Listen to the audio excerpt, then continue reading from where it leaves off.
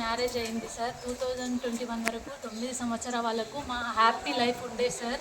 మా మధ్య ఎటువంటి గొడవలు కూడా లేకుండే. ఎప్పుడైతే రజితారెడ్డితో కలిసి బిజినెస్ స్టార్ట్ చేశాడో అప్పటి నుంచే మా మధ్య గొడవలు పెరగడము స్టార్ట్ అయ్యాయి సార్.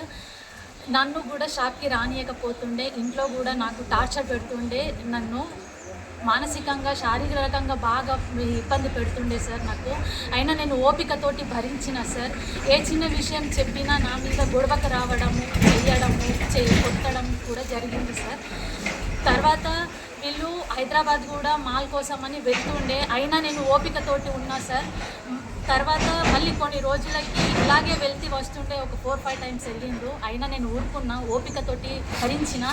నమ్మకం ఇచ్చిండు కదా నా భర్త అని నేను ఓపికతోటి ఉన్నా.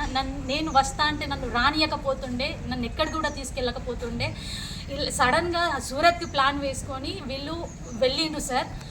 5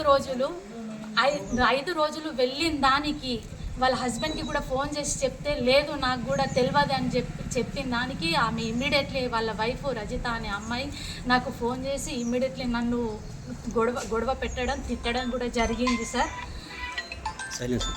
తిట్టడం జరిగింది. అయితే నిలదీసిన దానికి నన్ను ఇంట్లో నుంచి నా పిల్లలతో సహా బయట గెంటేసిండ్రు సార్. మా అమ్మ వాళ్ళ దగ్గర 2.5 years నేను ఉన్నా. అయినా ఏదో తెలుసో తెలియకో చేసి నన్ను తీసుకెళ్తాడని ఓపికతోటి నేను ఉన్నా సార్. అయినా రాలేదు. ఫోన్ కూడా బ్లాక్లో పెట్టేసిండు. ఆఫ్టర్ 10 years తర్వాత నా పిల్లల్ని నేను తీసుకెళ్తా అని ఈ డేట్కి పంపించేది సార్. అప్పటి నుంచి 2.5 years నుంచి నాకు కాంటాక్ట్ లేదు. నేను వెయిట్ చేసి ఓపిక లేక పోలీస్ స్టేషన్కి వెళ్ళి చిన్న కంప్లైంట్ ఇచ్చిన దానికి మీ ఆవిడ విడాకులు ఇస్తుందని తనకు ఏం చెప్పారో తెలియదు. వీళ్ళందరూ కలిసి, మా అత్తగారు వాళ్ళందరూ కలిసి ఏం చెప్పారో తెలియదు. అయితే నాకు విడాకుల నోటీస్ పంపించేసిండు, నేను విడాకులు ఇస్తా అని. అయితే నేను విడాకులు ఇవ్వడానికి నేను రెడీ లేను. నాకు విడాకులు అవసరం లేదు. నా భర్తతోటి నేను సంసారం చేయడానికి నేను ఉన్నా.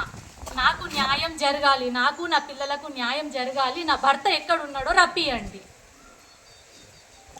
Thanks for watching. Like, share and subscribe.